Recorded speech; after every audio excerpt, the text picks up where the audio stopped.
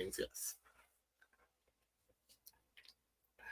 Hey, it's another episode of Weekly Mojo with your host, Madison Jessica. That's me.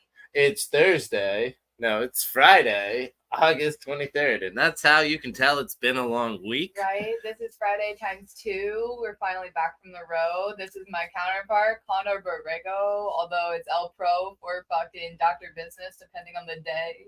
Yeah, usually on this show I use Dr. Business. Anytime I'm or El Prof, you literally said El Prof the first time, and then we haven't addressed it since. So I wanted No, I said Dr. Business the first time. Are we sure about that? 100%, because I only do on camera as Dr. Business, and I do only writing as El Prof. And that's the distinction. That is for you. If you know, you know, you know? Yeah, now you know. Oh my god, alright. This has been such a fucking week. Should we get into the damn thing? We started our recommendations corner, which is just really more or less what are we doing this week, and what are we doing this week? Well, it's really what content we consumed, right? And you had a show that we encountered on Netflix last night that you're like, fuck yeah, I want to recommend that. So yeah, I was not entirely sold by the trailer, but because Jesus fuck, it just felt like every sitcom. God, I should just talk about it at this point. Kevin Can Go Fuck Himself. Is that what that is? Kevin Can, with our favorite a little bit la la la la la la Alexis from Schitt's Creek. Holy shit, what a juxtaposition. Annie Murphy. I was ready to murder Kevin by the first 2 minutes of the show, probably 20 seconds, but then it just keeps going. It just keeps getting, and like just when you're like ready, it's so fucking awful and like cringe, and your body's just like ready to like fucking flee. And it like switches into her perspective where it's like the melodrama of like existing in that chaotic reality. So like 10 of 10 recommend. What is her name? Annie Murphy. Annie Murphy. Nice. Well fucking done. Oh my god. Creative genius through and through, as far as like, oh fuck. It feels like its own horror genre in itself. That would be fun to see. I love comedy and I love horror. I feel like there's an A24 movie also that's doing the same ish thing. So we'll see what the fuck happens. We're all just a little demented at this point. Does Rocky Horror count as comedy horror? I've never actually seen it, but I thought that was its thing. It might be, but that's like the 80s, and that was in horror porn, and that's basically another genre of it, but for like... this show is literally spoofing an 80s sitcom whenever Kevin's perspective is on camera. I mean... Although it sounds like Family Guy. Horror, so it's the fucking South Boston shit. It sounds like Family Guy? Yeah, doesn't it? He sounds like Peter Griffin. Yeah, that's probably the best. It's the Boston accent, the South Boston accent, or whatever. Sure. And Peter's supposed to be from Rhode Island. I mean, he's just like every fucking reason why women choose bears and choose to be by themselves, because they're self-sufficient and can be and have been for so long, that it's like, why do I need to put up with that dumbassery? Well, clearly not all women choose bears. Because some people, like in the sitcom, just put up with it and live in misery, and you get to see the other perspective, which is the show. Kevin Can Go Fuck Himself. It's very clear what's going to happen to Kevin. Well, don't spoil the show. This is why you should watch it. Listen, it takes 2 fucking sentences to like realize what's going to happen. But well, they open it in the opening scene, but like you should enjoy the first episode and a half. If not 2. Oh my god, we always fall asleep like halfway through. Yeah, we're halfway through this. Not to any like discredit of the show. It's literally it was a long week already. The fuck out, because exactly that. Yeah. So anyway, without further ado, do we want to get into a heavier topic than we've already fucking like been into? Yeah, I guess we can introduce your art piece for this week, and it'll probably be the topic of conversation because it's very political. Yeah, well, that is usually how we love to play it here in the podcast. We have this bad bitch who lost her life too soon. Rachel Corrie died at the age of 23, which is crazy to think about. in all reality, only 23 years of life on this earth, back in 2003. And I guess if you're looking at the painting and not hearing me addressing it, there's a giant Palestinian flag in the back of it. Rachel Corrie was a 23-year-old journalist, baddie, who basically was protecting the Palestinians and tied herself to, well, let's get into the story because I don't want to fucking overspeak at this point, but she basically lost her life protecting Palestinians back in 2003, which just seems really timely. Here we are 21 years later, 20 years basically from Rachel's passing is when this giant conflict seemed to get further aggressive. But very curious to see what ChatGPT has to say about these this bad bitch. So I'll give you the context that I wrote down from I have gotten better about writing down where I get my sources now. That does not mean that most of these bad bitches will have sources, so I am very sorry. Rachel Corrie is a 23-year-old baddie journalist that lost her life trying to stand up to the Israeli forces looking to bulldoze a Palestinian family's home. So, without further ado, can we get into why the fuck? Hold on. Me and her story. But I'm like, why is Israel taking down this Palestinian's home? I need that backstory because I need to know why she lost her life. Because that just seems, oh man, I don't know how one justifies another, right? One life for, like, I don't know why anyone feels the need to impose that on someone else. So very curious what that story might be.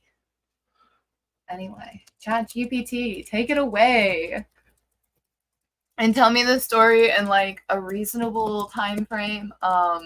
We're trying to make this as honorable to Rachel Corrie and all of the lives that have been lost to date, erroneously for no fucking reason.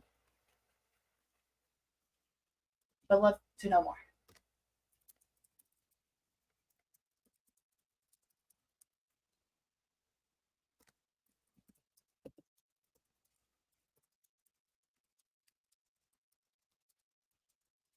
Oh, fuck, it's been a day. Glad I started this prompt before you sent it over to me. I was like, there's only so much spewing I can do at this point, and my irritation for this whole fucking mess of a land grab is what it fucking feels like in all reality. I'm like, you can't tell me, hi, I'll just paint a picture for you. But like, you can't tell me that having the Suez Canal be blocked for 2 weeks, 3 weeks, back 2-3 years ago, costing 10 million, maybe billion, but I'm gonna just say. Oh, you think that's the impetus for this conflict? No, no, don't speculate. No, I know this was before this, but also you like think about how much money was lost and I'm saying you might be onto something, but let's not talk too deeply about it because it's a great insight. But let's leave it there. Because you can't talk about this for too long, so sure. Let's just maybe focus on Rachel's story. Waterways and how there's just specific land areas that are directly in a path of a brand new waterway, i.e. like probably the only way of making money for a Midwest. Someone used to have this homeland between a river and a sea, and they've been slowly losing it over the last 70 years. But we won't speculate on who is who in the situation. We could never. Anyways, we'll leave it there. I wrote this in a way that's a little bit more fun and engaging, I hope, because it involves Maddie being more of an active participant in the story. So I'm going to take Rachel's portrait. It'll be better, but it will be different. I can promise it'll be better because it's always better to break up the monotone of just one narrator. So, this is going to be a lot more fun. Sure. Alrighty. So, Rachel Corrie. Let's review the prompt a little bit because we were trying to expectations. Right. So we know that ChatGPT lies to us. We know that ChatGPT is owned by people who might support one perspective more than another. And so, we can't fully trust what ChatGPT says. We saw that last week in a completely neutral topic, right? So I tried as best I could to, everyone could see the screen for what it's worth. Right. Well, I'm just going to pull up Yandex as like I just want a third-party perspective on I wish Rachel Corey's, but like at some point, I just wanted to not break up your thought while I third party is accurate. Let's be fair. This is an opposite-sided propaganda machine. Totally. But I want to see what the opposition is pushing. I'm very curious. Apparently, we're not allowed to access it right now.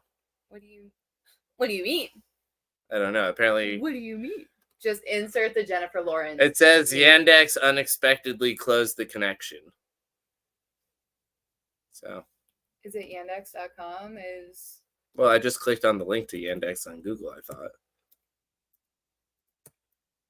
Oh, maybe it's not yandex.com.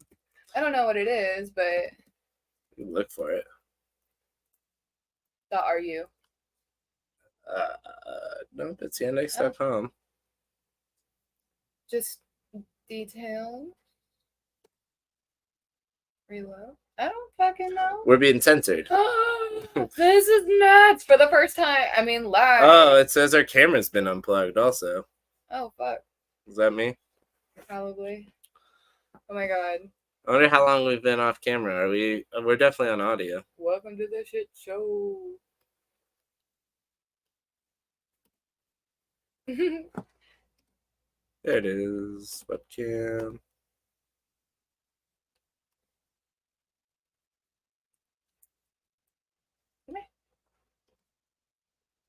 Huh. Come here.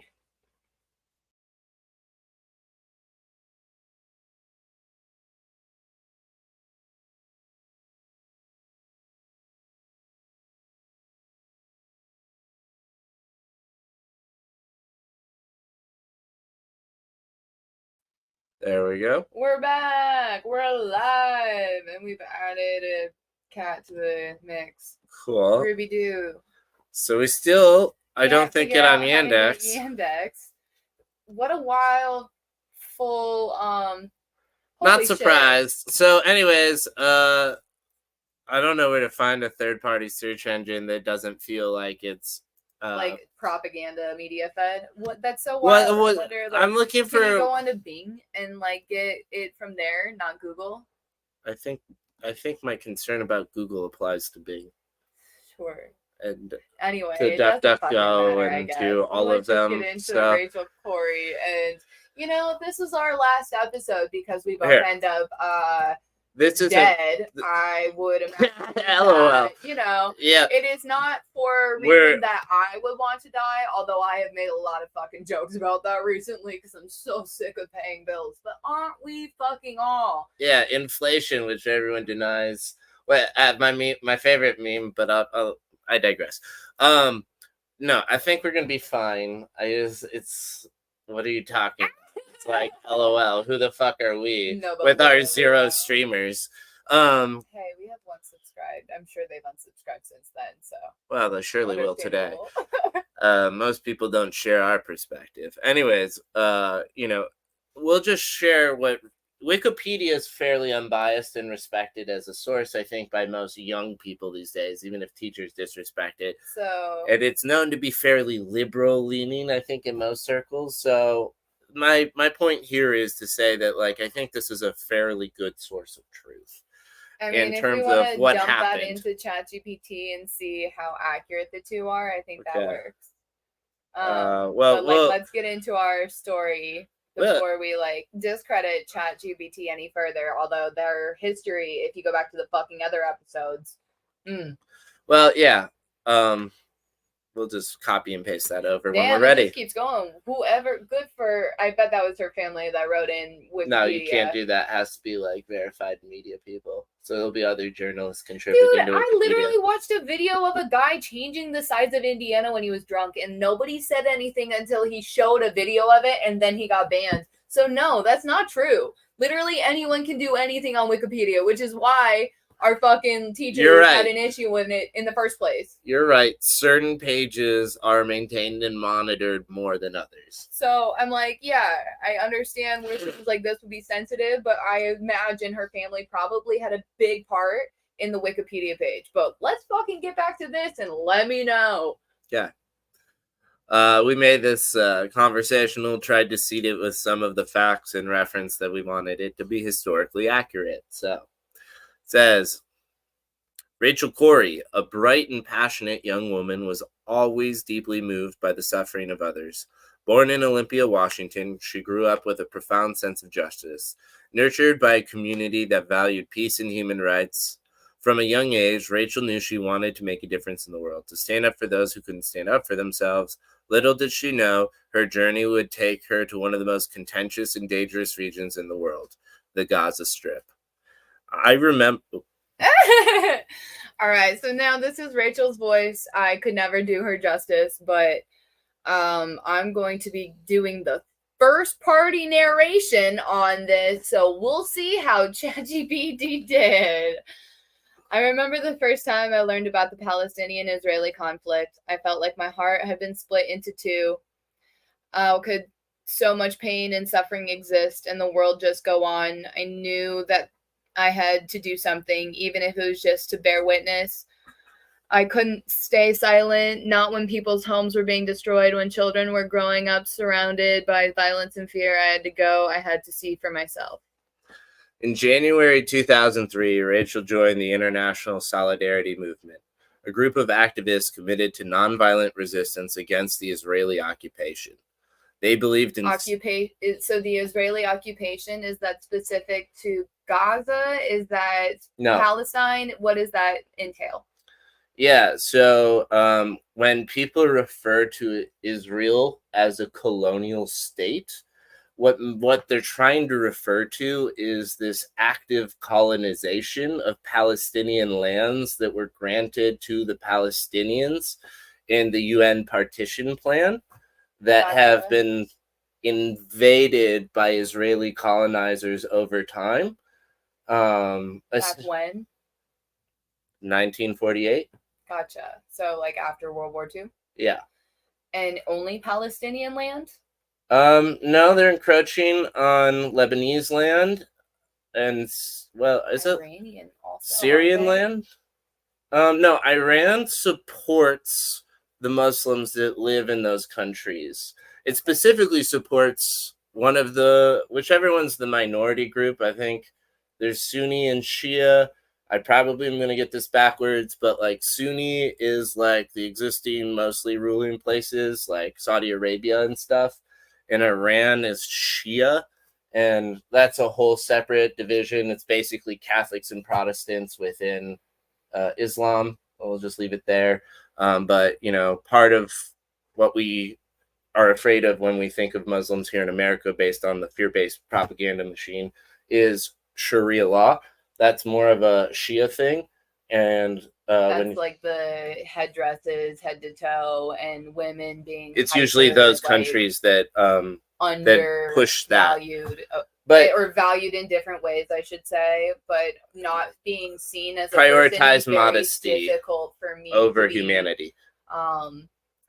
Behind, as far as like, I think individuality should speak for itself, but you know, everyone has their own thing, and if that is something that you value for yourself, can't, if it's not hurting someone else, then I have no issues. But at the end of the day, like, there's people that are now getting hurt here, and I'm like, where is the level of distinction between humanity, right? Like, how can you choose what lives you don't want to open that can of worms, being murdered and not? I kind of do, because I'm like, I just don't know how anyone could justify anything other than someone is being indoctrinated and feeling that they have superiority over someone for some reason. And I'm like, I don't know where that comes from, because I was always taught that like you should serve others before yourself. That's how. I mean, yeah. So I mean, if you we've been disconnected again, it appears. Fuck. That's okay. You just need our voice. You don't need to see the power behind. the emotion and the Tim Wall sound effect and all of my fucking irritation with this. My passion and my desire. It's less crying and more just like the same anguish. Emotions right here. I should contextualize. Cool. We've got the camera back again. We're back. There's someone watching, which is cool. All right. Got the camera back. Charm. Yep. So Jesus Christ. Yeah. You want to go back into narration, or do we want to talk about the lives and why one life would be worth more than another? Because I'm just like, it still doesn't make sense to me. Yeah, well, I was just going to point out that there are Christians in all of these places as well. They are governed oftentimes by Islamic law, which makes them a persecuted minority in cases, usually more so stricter Muslim places, I would say. But I think Syria and Lebanon are more Christian dominated, but they also have Muslim sects in them. I don't remember the exact breakdown of everything. Christians might be the minority in most of those countries also. I guess I'm just like, where's the othering come from? I don't fucking get it. It doesn't compute in my brain. Why aren't we giving back to others? Yeah, well, so, we have a far right here in America, right? Those people have extremist views around race superiority that don't necessarily represent what the mainstream thinks. And it's based off of things that are at times kind of data driven. At other times, it's very speculative data and bullshit. I'm going to leave it there and just not go further into that. But the main point is, there's a sect of these people and they exist in every society and culture, and they have these fringe concepts that their identity group is superior to others. So they just have a larger stranglehold over there? Because I'm not really sure of how that works. Yeah, basically. I thought Netanyahu was supposed to be getting overthrown right before this whole giant Netanyahu escalate. Netanyahu is from the far right Likud party.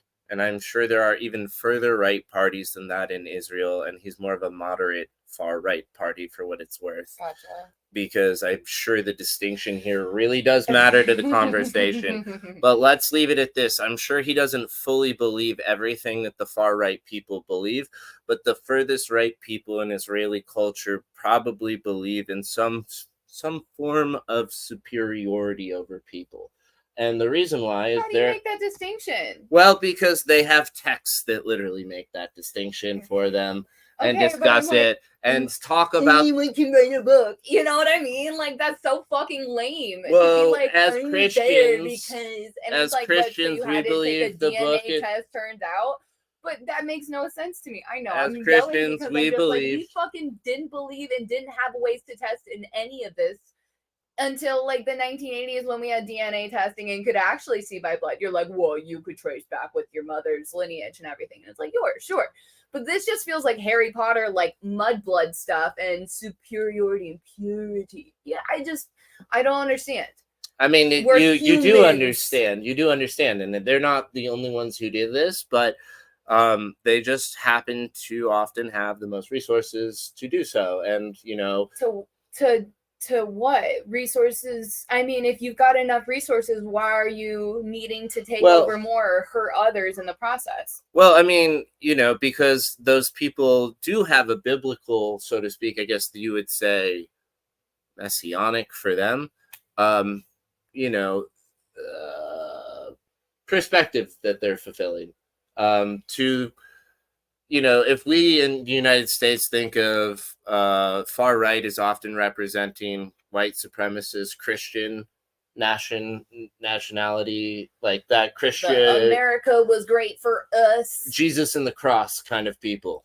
I hear you. So I respect your faith and your patriotism, but it is separation of church and state, or the concept that is there for a reason. It's because the more we intermingle those two things, the more of a problem it is to recognize what Jesus taught us, which is tolerance of those without our faith, because our faith take care can't. of others. It's Right. fucking take care of others. You inflicting fear because in harm on someone So because you we don't need to agree fully with go them. down this rabbit hole, Right. right? This Christian nationalism, far right, that we're referring to, Is it essentially what's also going on exists over within there. Israel, right? Okay. There is a It's a land grab that's going on, and it's being hidden under Right, and religion.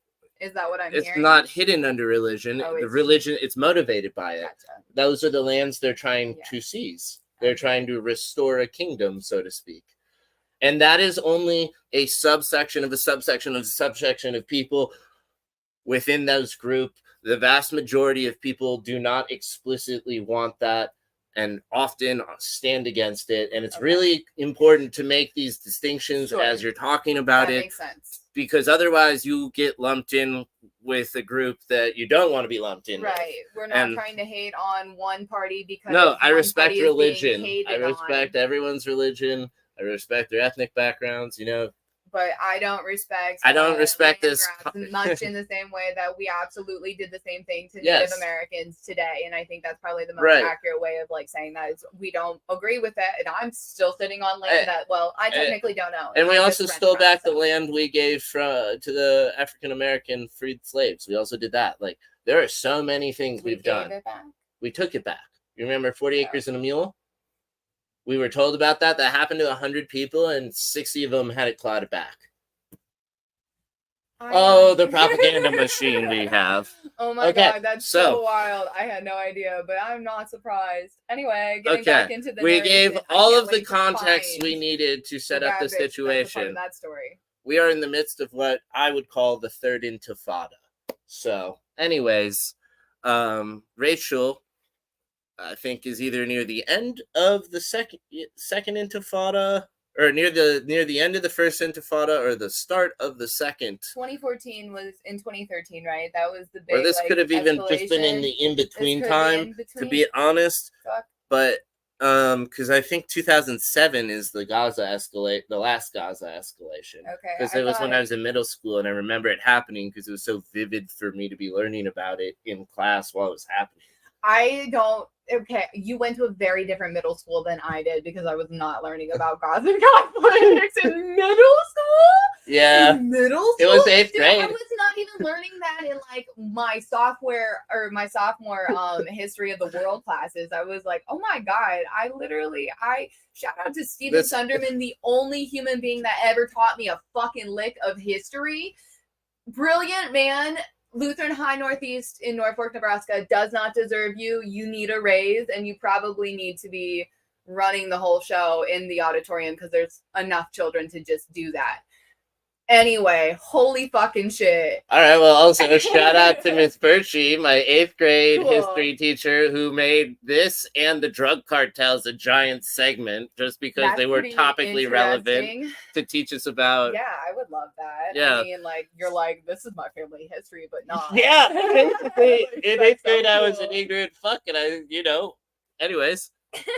So I learned, but I loved learning about it. It was like Right. for me. And then I also learned about the Palestinian-Israeli conflict, and I was super interested in it because I saw a lot of parallels, basically narcos, rebel forces, oppressive kind of colonists. You wouldn't call them colonists because what we are now is post-colonial, right? But anyways, imperialists. It was Preston Sunderman. I said Steven earlier, so sorry for that fuck up. My best friend's brother, Steven, the cousin is Preston, and he's the He brilliant probably one does not want to that be taught me the associated history. with this, so just forget his name.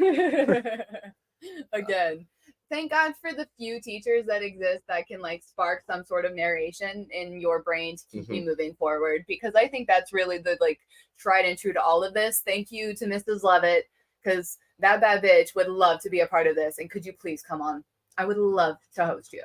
Also, and for the audience sake, I studied this in college for like 4 additional classes, Right, that's because why I I'm just got nerdy about it. But referring to you when I'm asking these questions, because I do know that you have a breath on the conversation. But if anyone has any other like additions to Oh, I'm add, sure I'm we wrong would about plenty, so correct me as love needed. to We're open to have it. further conversation and dialogue on this in general, because I'm very, very interested in like Resolving how it this peacefully works. and restoring land. Humanity, just the fucking all. And I'm just like, I hate to be the fucking, I wish we could like all live in a place where we have sunshine and rainbows, but like it's kind of really fucking weird that we're in this level of an unjust spectrum, and it's just like we're seeing all the systems kind of collapsing as the House of Cards should.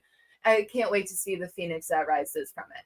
Yeah, well, I think it's rising now because the Palestinian diaspora is maturing. Basically, the children who were kicked out in 1948 and other successive waves after that, who made it to places like America, are able to speak out and speak their truth over what happened. Well, sure, a little bit to some extent. It's isolated in small pockets, and one of the small pockets happens to be where I'm from, or near where I'm from, which is Dearborn, Michigan. Largest concentration of Arab people outside of the Middle East. Shout out to Seif, my Uber driver. I need to get back to you on that.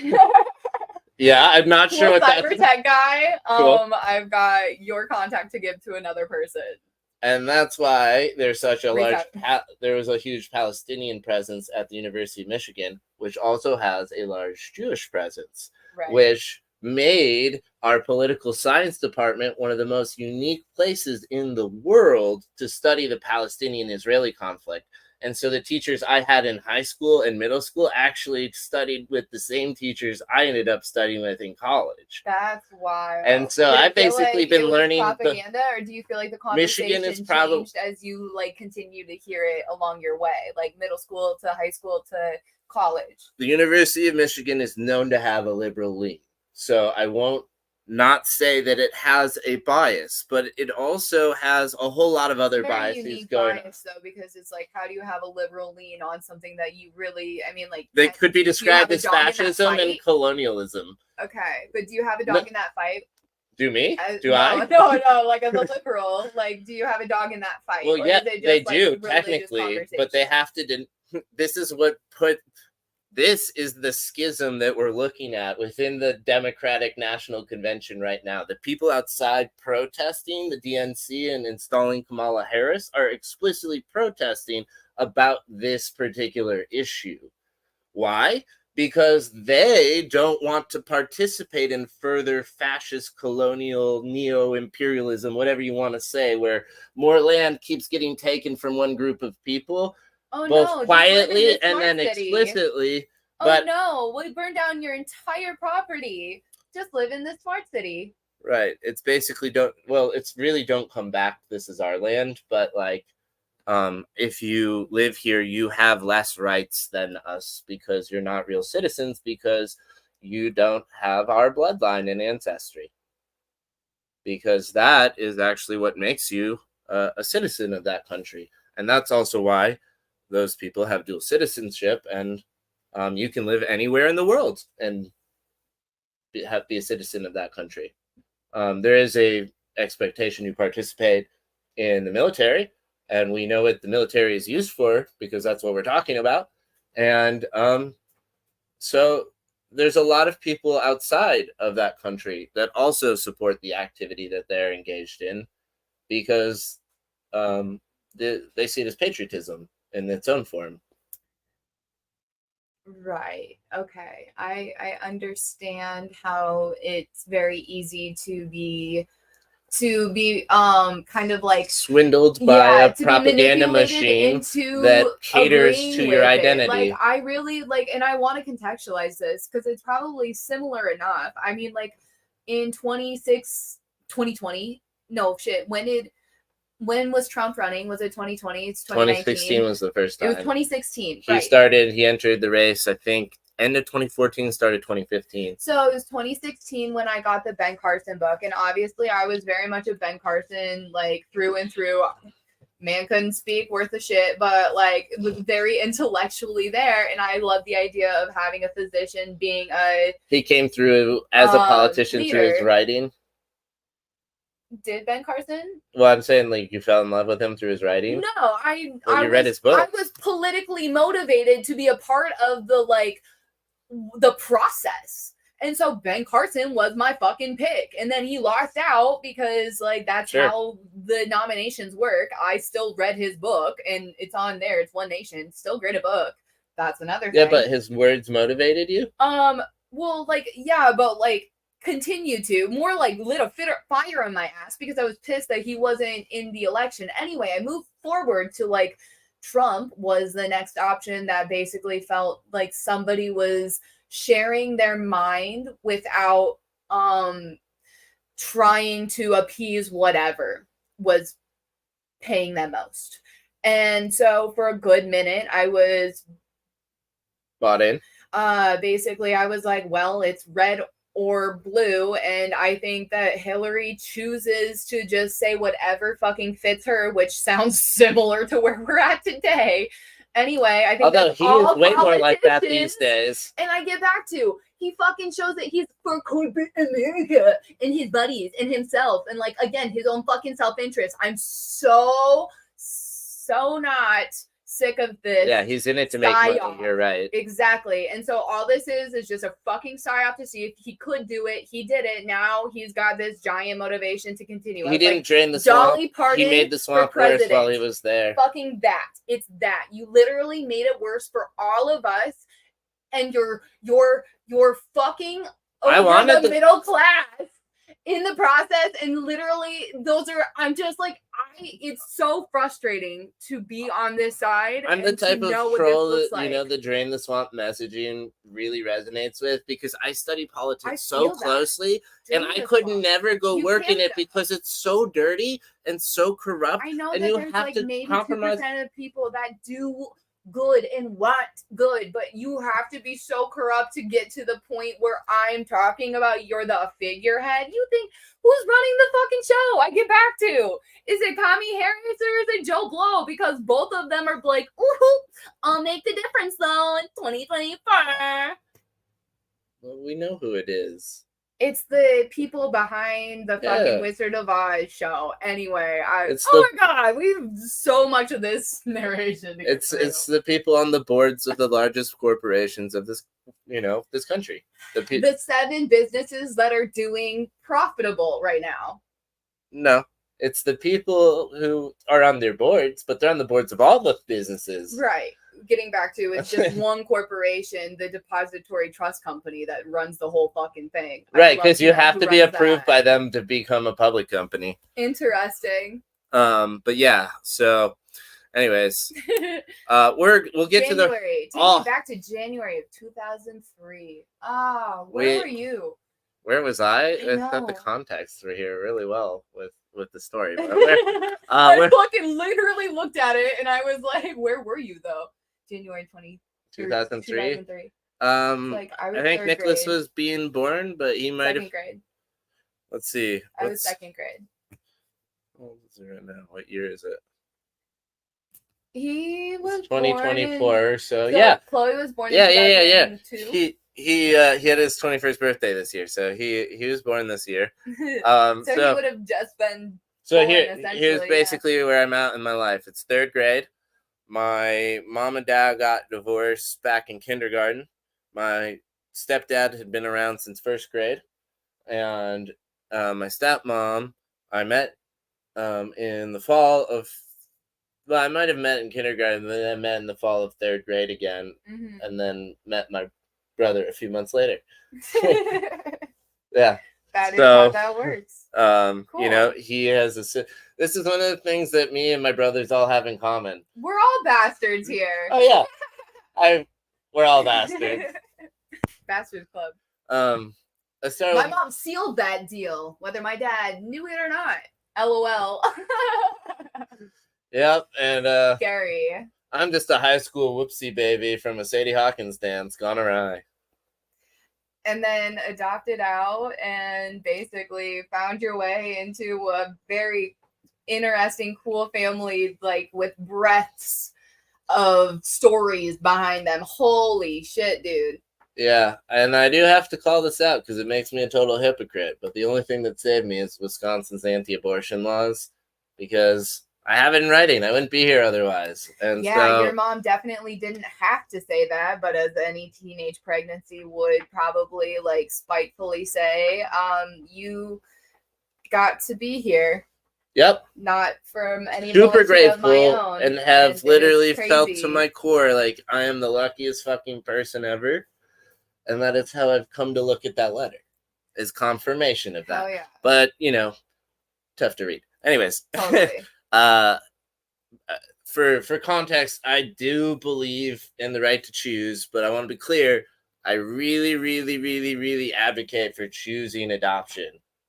Listen, your mom could have chose to drive anywhere else, and she chose not to. In all reality, like the term cutoff in Wisconsin was 4 months, but like in all reality, she could have driven to Illinois that probably has lighter circumstances, and you stuck around until you hid until 5 months, and then basically were able to come to term. And like, I mean, I'm not speaking for your mom either. She can speak for herself. Please don't reach out. But I'm just like, yeah, please don't. I respect your choice either way. Opportunity comes out the way that it needs to, and everyone should have the opportunity to choose. But I'm so happy to have you, and you were gonna come out no matter what. So apparently, it had to be a quite of an interesting journey, and I don't know what you're gonna do with it, but it seems like it was meant to be for a reason. Yeah, exactly. Well, and she also said in her letter, her pastor encouraged her to consider adoption, and that's part of what motivated her. Well, thank you for that, pastor, and thank you Debbie and Rick for doing the damn thing of adoption, because and Chuck and Kim for tagging along. Hell yeah, we are one big happy fucking family. And Julie and Shannon for getting roped into this. LOL, she's always wanted a son. I'm sorry I'm the disappointed you. Oh my god. Anyways, I'll just leave it there. We'll do the real story now, because this is what it's about. We're back to Rachel Corrie. We did the news piece part, so we're gonna end on the artwork. Rachel Corrie deserves all the attention that we're about to give her. And again, please consider the sensitivity of the context we tried to set. I have a biased perspective, and I am like most Americans who likes to see themselves as a rebel and an outlaw and root for the little guy. So I'll just leave it there. But, I, took a 23andMe test because I don't know that much about my family. And I'm also on the other side of this argument in other ways. So. Fuck. My bestie is calling me right now, and I called her, and we're supposed to be playing phone tag, I guess, at this point. We'll continue the conversation, and I'll give her a call back here in a bit. It's okay. We already referenced one brother, two Literally, brothers. it's the whole fucking Sunderman family apparently called her to call me. So, miss you, boo. Anyways. Talk to you in a bit. Cool. We've set this setting. Here we go. All right, let's do this. In January of 2003, Rachel joined the International Solidarity Movement, a group of activists committed to nonviolent resistance against the Israeli occupation. They believed in standing alongside Palestinian families, protecting their homes, their land, and their dignity with nothing more than their presence and their voices. For Rachel, it was about showing the world what was happening, making sure the stories of these people didn't get lost in the noise. Well, Rachel, you're certainly not lost in the noise. We're talking today still. Here we are 21 years later. When I arrived in Gaza, I was struck by the resilience of the people. Despite everything, they still had hope. But I also saw the devastation, the homes reduced to rubble, the children playing in the shadow of tanks. And then there was a home of the Samani family. I hope I pronounced that properly. A small, modest house in Rafah, close to the border with Egypt. They welcomed me with open arms, even though they had so little to give. I spent hours with them, listening to their stories, feeling their fear as the bulldozers grew closer each day. Fuck. The Samani family's home was more than just a building. It was a sanctuary, a place where generations had lived, loved, and struggled. But it was also in the path of destruction. The Israeli military had begun demolishing homes in Rafah, claiming that they were being used to smuggle weapons. The people of Rafah, already living under siege, were now at risk of losing everything they had left.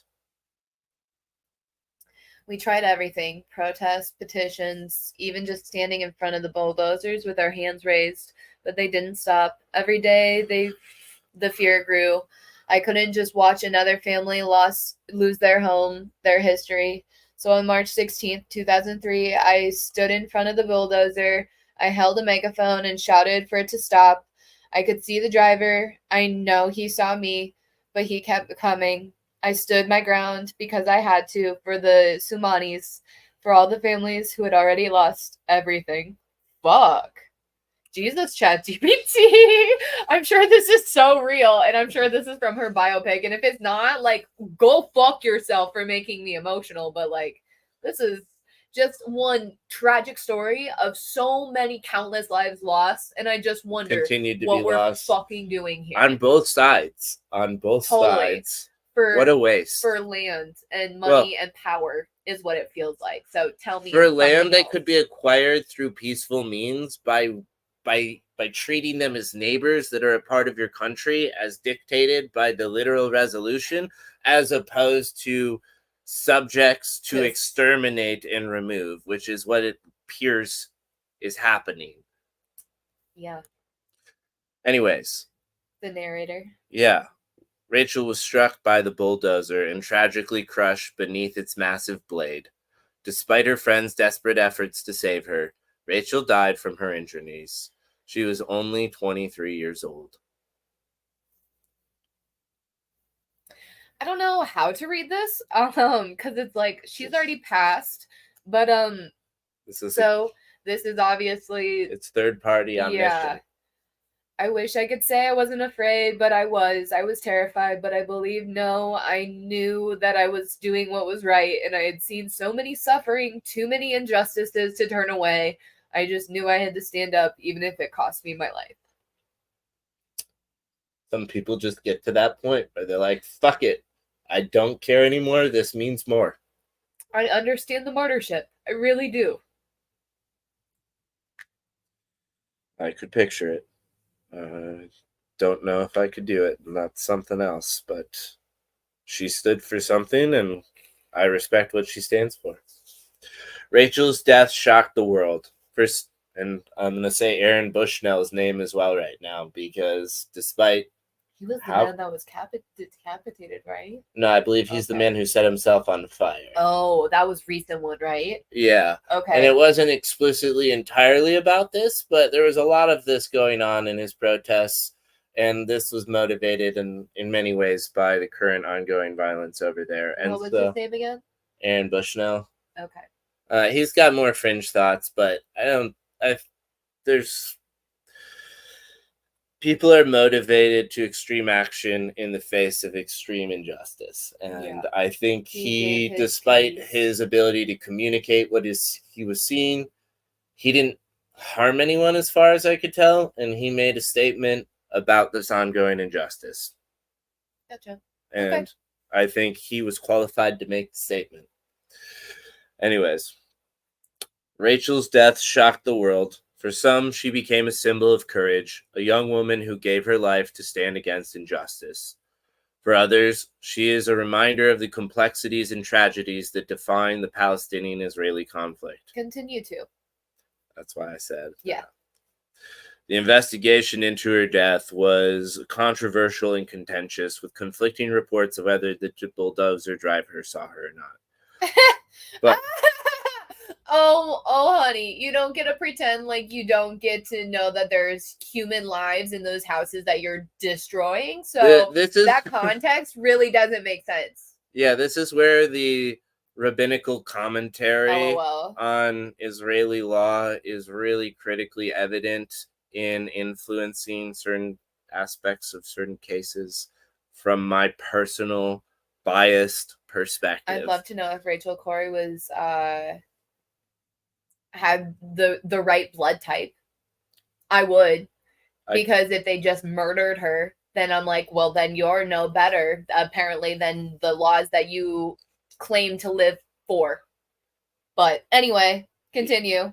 Yeah, so the answer was, is she Goyim? Yes. So.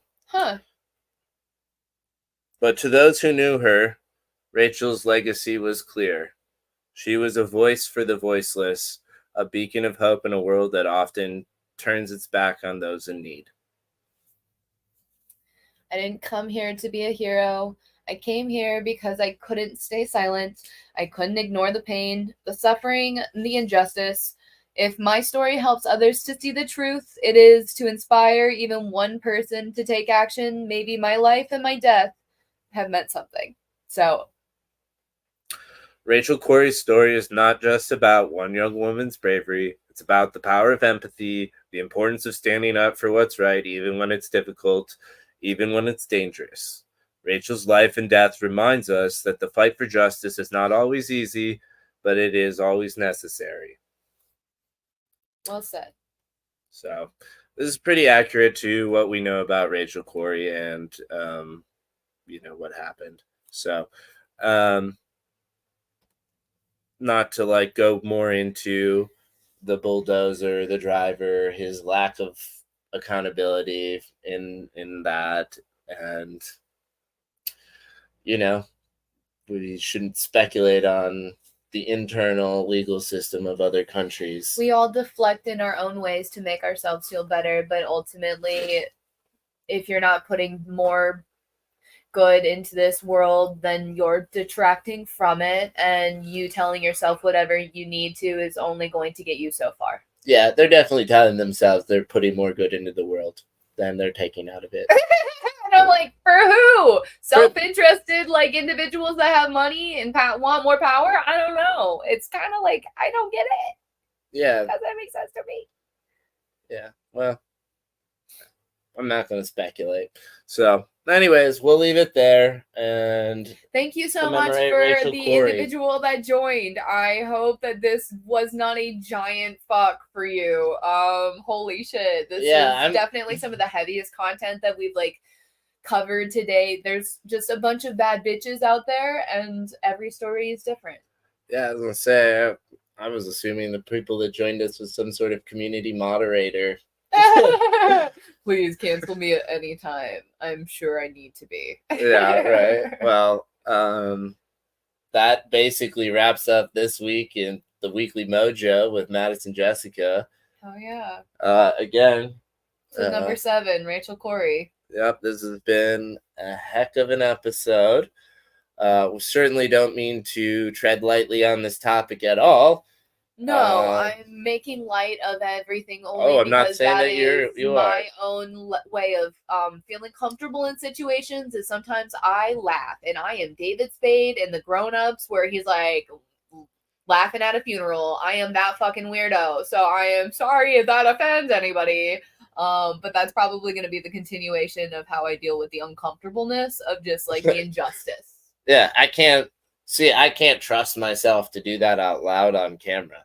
I mean, I am assuming that somebody will correct me at some point, and I welcome them to do that because the more we know, the better. Yeah. But without further ado, I feel like I know a lot, but sometimes I know I say things incorrectly because I know so much, and it's like, okay, this is like a 4D chess joke, and it's like, oh my god, for the wrong audience, it is literally just know your audience, baby. It's more like don't allow things to be recorded that could be shown to an unaware audience of what your brand is before they receive it. Yeah, my brand is so specific. Fuck all.